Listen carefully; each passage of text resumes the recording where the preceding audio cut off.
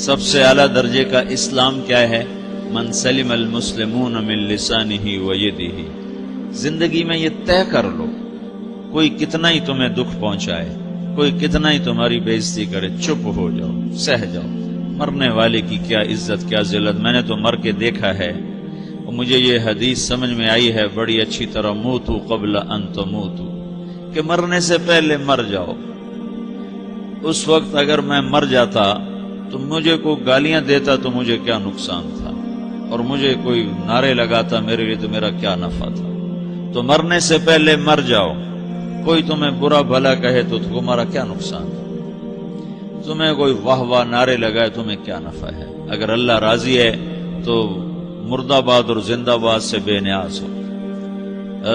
ابو ذر رضی اللہ تعالیٰ عنہ کو ایک آدمی نے گالیاں دی تو انہوں نے فرمایا بیٹا ایک گھاٹی آگے آ رہی ہے، اس میں گر گیا تو جو کچھ کہہ رہے ہو اس سے بھی زیادہ کا حقدار ہوں، اور اگر پار ہو گیا تو تیری گالیوں سے مجھے کوئی فرق نہیں پڑتا ہے۔ من سلم المسلمون من لسانہ و یدہ موتوا قبل ان تموتوا۔ چونکہ آج کل اخلاق ہیں انتقامی، معاف کرنے والے اخلاق ہیں نہیں، انتقامی اخلاق ہیں۔ ہمارا معاشرہ انتقامی ہے، اچھا کرو گے تو ہم اچھا کریں گے، برا کرو گے تو ہم برا کریں گے، جیسا کہو گے ویسا ہم سے سنو گے۔ یہ ہمارا ماحول ہے، یہ ہمارا۔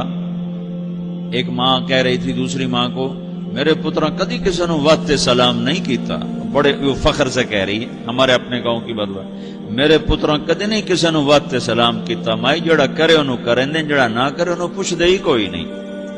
یہ وہ فخر سے کہہ رہی، جو سب سے بڑا عیب ہے وہ سب سے بڑا فخر بنا ہو۔ میرے پترا کدی نہیں کسی نے واسطے سلام کیتا۔ جب ماں باپ نے یہ سبق دیا تو اولاد کا کیا قصور ہے؟ تو ہمارا معاشرہ انتقامی ہے، ایک کی 10 سنانے کا ماحول ہے، تو آپ 100 کی ایک بھی نہ سناؤ۔ احنف بن قیس رضی اللہ تعالیٰ عنہ پہ ایک آدمی نے چڑھائی کر کہنے لگا ایک سناؤ گے نا تو 10 سنو گے میری طرف سے۔ تو احنف بن قیس کہنے لگے بھائی تو مجھے 100 بھی سنائے گا نا تو میری طرف سے ایک بھی تو نہیں سنے گا۔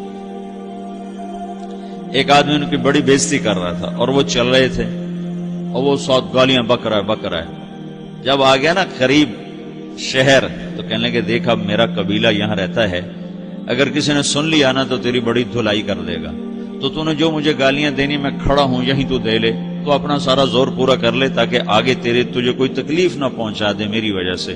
تو وہ پاؤں پہ گر کے معافی مانگنے لگا کہ واقعی تو بڑے حلم والا ہے۔ وہ مشہور تھے اپنے حلم میں، بردباری، اور لوگ ان کا امتحان لینے آیا کرتے تھے کہ بھئی کوئی ہے جو احنف کو غصہ دلا دے، تو لوگ ناکام ہو جاتے تھے، ان کو غصہ نہیں آتا۔ ایسے ایک عرب سردار گزرا معن بن زائدہ، وہ بھی اپنے حلم میں بڑے مشہور تھے۔ ایک دفعہ لوگوں میں شرط لگ گئی کہ کوئی ہے معن بن زائدہ کو غصہ دلائے تو ہم اس کو انعام دیں گے۔ تو ایک شاعر نے کہا میں غصہ دلاتا ہوں، تم دیکھنا ایسے سیخ پا ہو جائے گا جیسے جانور۔ تو وہ چلا گیا اس کی مجلس میں، دربار لگا، عرب سردار تھا بہت بڑا، دربار لگا ہوا، تو کہتا السلام علیکم، وعلیکم السلام۔ تو معن بن زائدہ پر ایک دور بڑے فقر کا گزرا تھا، پھر اللہ نے اس کو بہت بڑی سرداری دی، بنو عباس کا بہت بڑا یہ وزیر گورنر تھا۔ تو کہتا اتذکر اذ لحافک جلد شاۃ واذ نعلاک من جلد البعیر، کیوں بھائی تجھے یاد ہے جب تیرا بستر بکری کی کھال تھا اور تیرے جوتے اونٹ کی کھال کے تھے؟ تو کہنے لگا کیوں نہیں یاد، بھلا کوئی ماضی بھی بھولتا ہے؟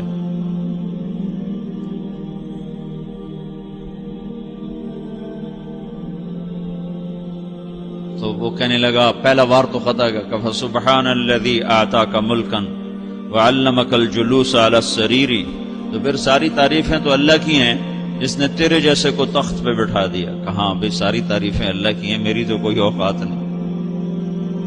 تو وہ کہنے لگا سأرحل عن دیار انت فیہا وان جار الزمان علی الفقیر، جہاں تیرے جیسا حکمران ہو وہاں مجھے رہنا گوارا ہی نہیں ہے، میں یہاں سے چھوڑ کے نکل جاؤں گا چاہے کتنی تکلیف اٹھاؤں۔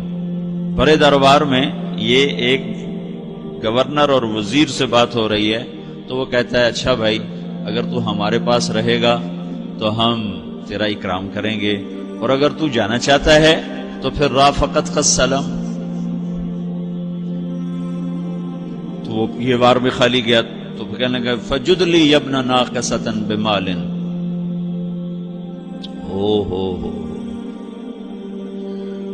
او گندی ماں کے بیٹے مجھے کچھ عطا بھی کر، میں بغیر پیسے کے سفر کیسے کروں گا؟ عرب کو کسی کو بھی ماں کی گالی دے دینا پھر عرب سردار ہو. فجد لی ابن ناقصۃ بمال، بری ماں کے بیٹے مجھے کچھ پیسے بھی دے، میں نے جانا ہے. میں کہا بھائی اس کو 3000 دے دیا جائے. اللہ تو کہنے لگا قلیل ما آتیتنی و انی لأطمع منک فی الکثیر، یہ تو بہت تھوڑا تو نے دیا ہے، مجھے اور دے. کہا اچھا بھائی 3000 اور دے دو. تو وہ شاعر کی بھی آنکھیں پھٹ گئیں. کہنے لگا اب ٹھہر جا ٹھہر جا، اب میں تیری اصل تجھے بتاتا ہوں. سألت اللہ ان یبقیک ذخرا فما لک فی البریۃ من نذیر، میں اللہ سے دعا کرتا ہوں اللہ تیرے جیسوں کو سلامت رکھے، تیرے جیسا دنیا میں کسی ماں نے جنا ہی کوئی نہیں. فمنک الجود والافضال حقا وفضل یدیک کالبحر الغزیر، تو ہی سخی ہے، تو ہی کریم ہے، اور سمندر بھی تیری سخاوت کے آگے کچھ نہیں ہے. تو نے کہا اچھا بھائی تو نے ہماری برائی کی، ہم نے تمہیں 6000 دیے، اب تو نے ہماری تعریف کی، اب 10,000 اور دے دو اس کو. باتیں ہی رہ گئیں، باتیں ہی رہ گئیں. کہاں سے لائیں ایسے لوگ؟ ہمارا معاشرہ انتقامی ہے، بدلہ لینے کا ہے، بدلہ لینے کا. تو میرے ساتھ کیا میں نے بھی کرنا ہے. تو اعلیٰ درجے کا اسلام یہ سکھا رہا نہیں چپ ہو جاؤ، سلام مت بن جاؤ، سلامتی بن جاؤ، سلامتی کی علامت بن جاؤ. من سلم المسلمون من لسانہ ویدہ. اب وہ سوال کرتا ہے یا رسول اللہ ای الایمان افضل، سب سے اعلیٰ درجے کا ایمان کیا ہے؟ اسلام کیا ہے؟ کلمہ، نماز، روزہ، حج، زکات. اعلیٰ درجے کا اسلام کیا ہے؟ من سلم المسلمون من لسانہ ویدہ. یہ اخلاق کا ادنا درجہ ہے، ادنا درجہ ہے. ادنا درجے پر پہنچ کر آپ اسلام میں اعلیٰ درجے پر آ سکتے ہیں. وہ سوال کرتا ہے ایمان کیا ہے؟ تو آپ نے کہا اللہ پر، فرشتوں پر، کتابوں پر، رسولوں پر، موت کے بعد کی زندگی پر، تقدیر پر. اب ایک اور سائل سوال کرتا ہے ای الایمان افضل، سب سے اعلیٰ درجے کا ایمان کیا ہے؟ تو آپ نے فرمایا حسن الاخلاق، اچھے اخلاق سب سے اعلیٰ درجے کا ایمان ہے. جو آدمی اسلام میں، جو آدمی اخلاق میں، جو مرد عورت اخلاق میں ادنا درجے پر ہوتا ہے وہ اسلام میں اعلیٰ درجے پر پہنچتا ہے. اب اگر وہ اخلاق میں اعلیٰ درجے پر آ جائے تو اب یہ کہاں پہنچے گا؟ اب یہ کہاں پہنچے گا؟ میرا نبی کہہ رہا ہے سب سے اعلیٰ درجے کا ایمان ہے حسن اخلاق، حسن اخلاق. ابو ہریرہ نے پوچھا یا رسول اللہ وما حسن الاخلاق، یہ بھی ایک اور حدیث ہے. یا رسول اللہ حسن اخلاق کیا چیز ہے؟ تو آپ نے 3 چیزیں فرمائی، تصل من قطعک وتعطی من حرمک وتعفو عمن ظلمک. جو تم سے توڑے نہ تم اس سے جوڑو. نہیں کرتا سلام نہ کریں، کوئی ہم چھوٹے باپ کے ہیں؟ ہم تو کبھی بھی نہ کریں، ہم تو کبھی بھی نہ منہ تھوکیں بھی نہیں ہم تو میرا نبی کہہ رہا ہے جو توڑے تم اس سے جوڑو،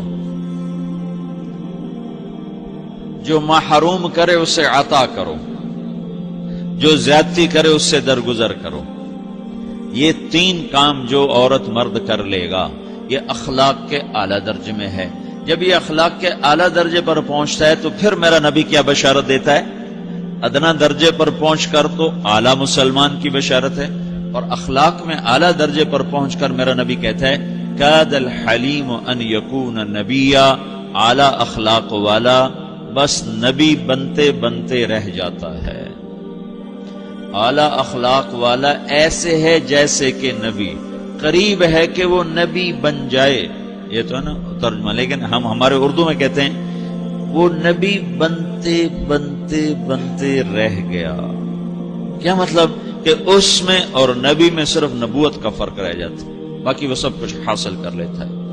تو یہ سارے دین کا میں نے آپ کو خلاصہ بتایا ہے کہ میری آپ کی ضرورت ہے کہ میرا اسلام اعلیٰ درجے کا ہو، من سلم المسلمون من لسانہ و یدہ، میرا ایمان اعلیٰ درجے کا ہو،